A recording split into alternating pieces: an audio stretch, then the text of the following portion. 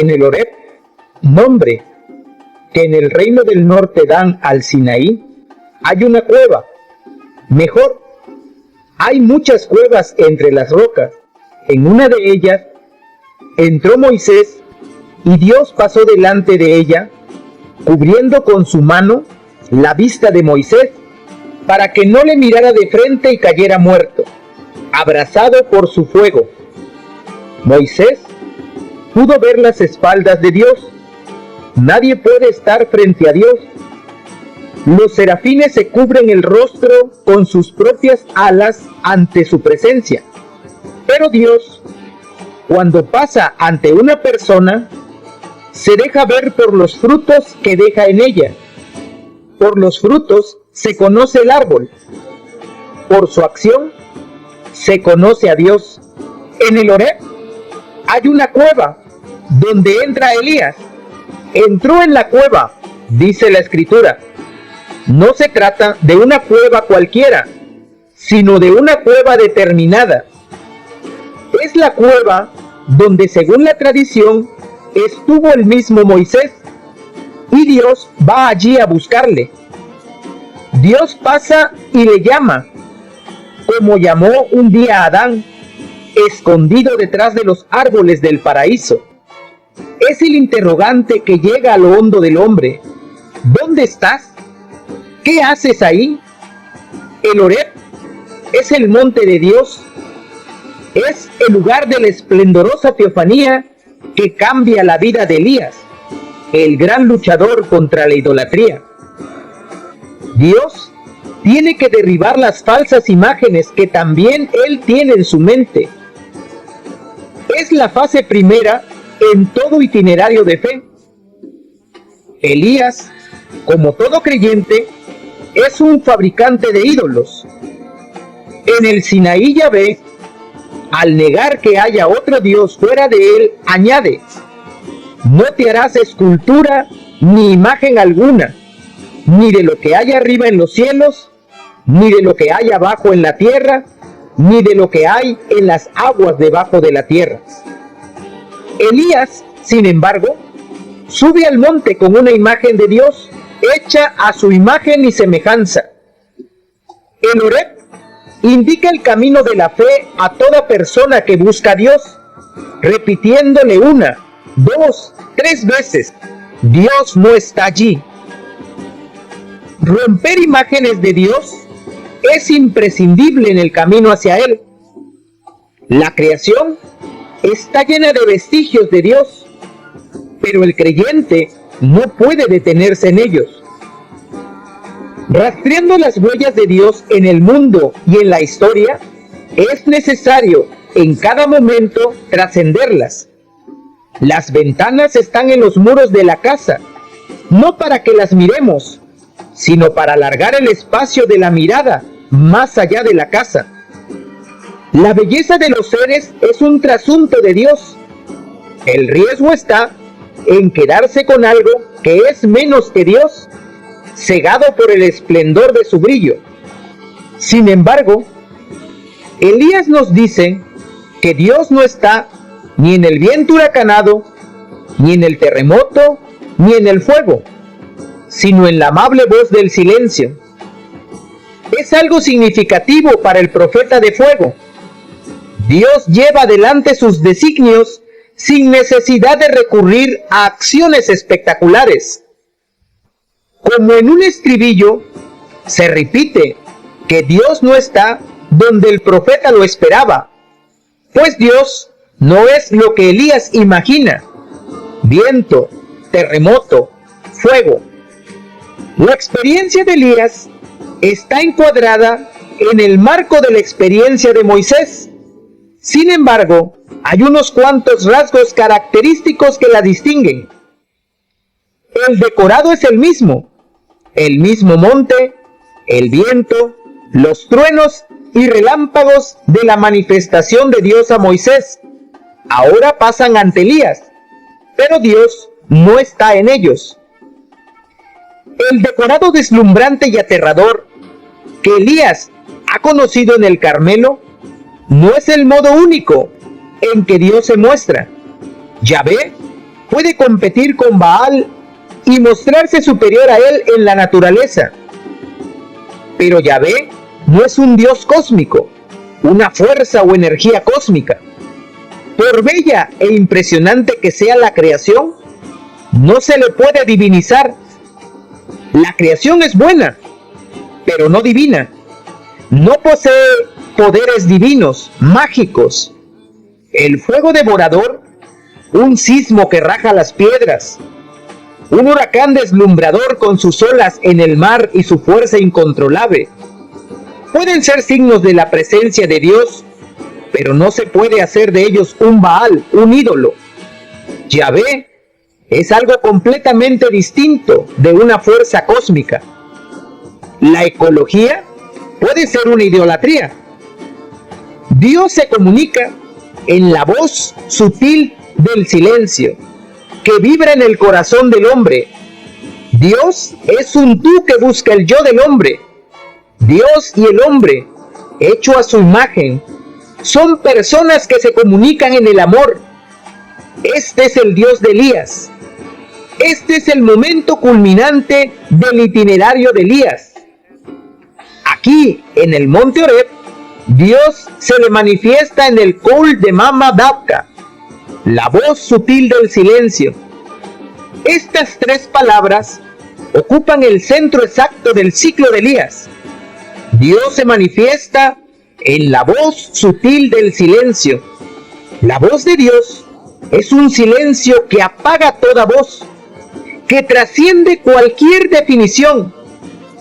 Dios no se deja sentir, pero se deja asir. Se percibe su presencia, pero no se deja enjaular. Es el misterio que San Juan de la Cruz, al expresar poéticamente su experiencia mística, llama música callada o soledad sonora. Dios es el silencio interior donde su palabra resuena eternamente. Elías no escucha el susurro de la brisa, oye la voz de Dios que le habla en el silencio. El silencio no es ausencia de sonidos. El silencio es una voz interior. Es el lenguaje de Dios que no roza ni el aire cuando penetra en el espíritu del hombre. El profeta Elías es conocido como hombre de Dios. Él es para el pueblo la revelación del Dios vivo y verdadero. El celo por Yahvé mueve toda su vida. Cuanto realiza lo hace en nombre de Dios. Elías entra en la historia como el hombre de fuego, cuya palabra abrazaba como una antorcha.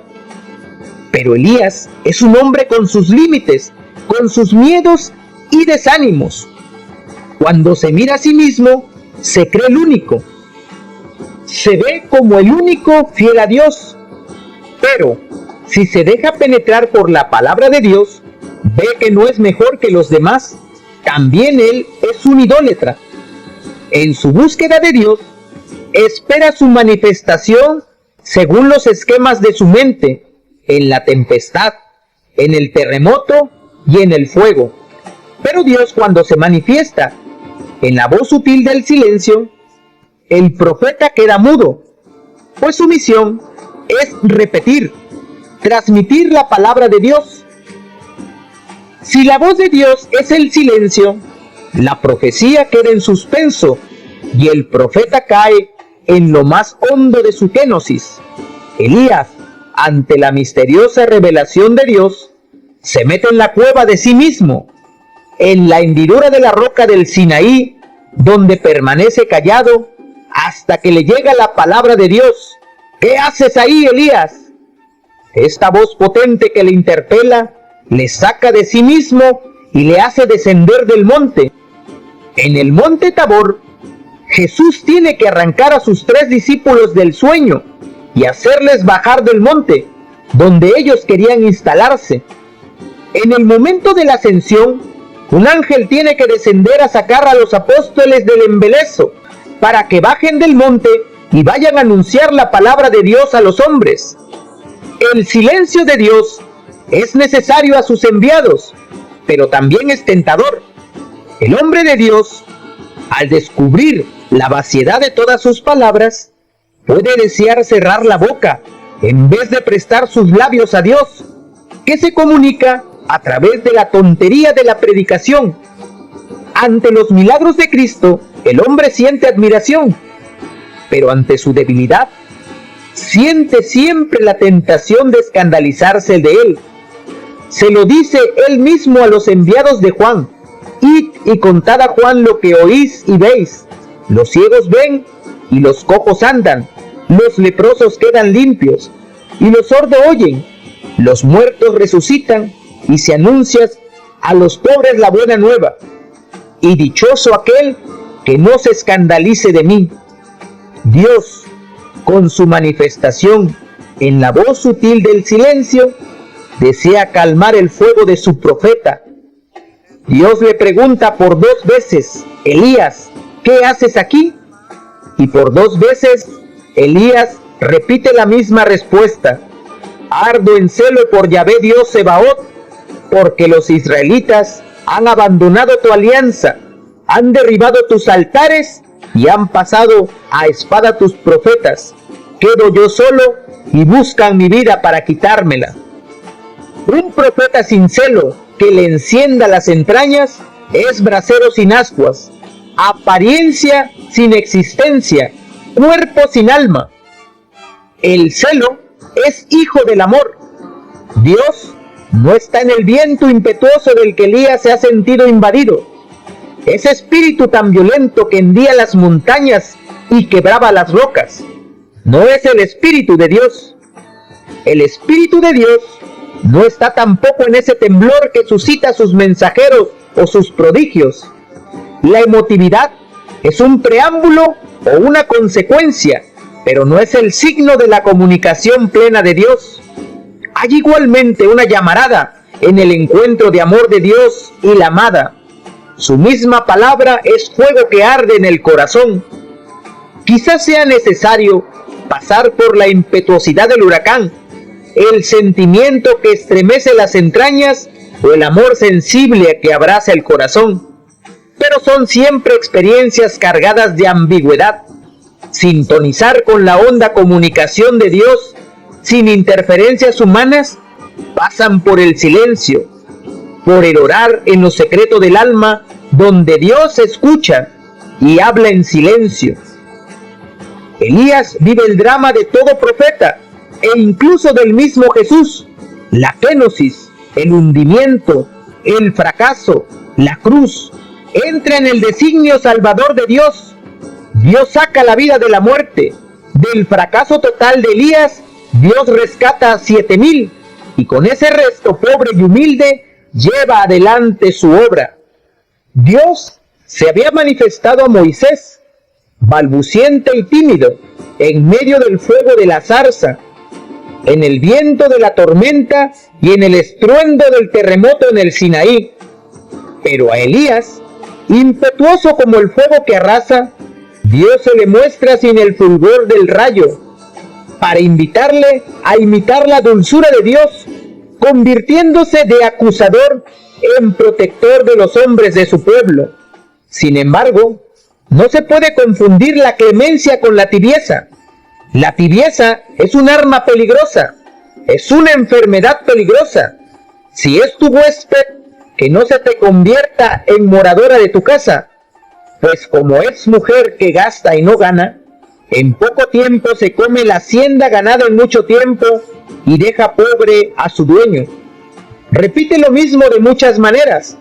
Cuando el fuego es grande, no se apaga con el viento, antes crece con él. Así, cuando uno ama a Dios de burla, con un soplillo se apaga su fuego como candelilla de cera. Pero el amor verdadero crece entre los trabajos. Ni el agua es capaz de apagar ese fuego bajado del cielo. El celo impetuoso, el sobresalto emocional o la pasión ardiente son rasgos del paso de Dios, pero Dios es Dios. Elías nos dice dónde no está. Luego, sin decir dónde está, se cubre el rostro y cae por tierra, postrado en adoración ante el misterio de Dios.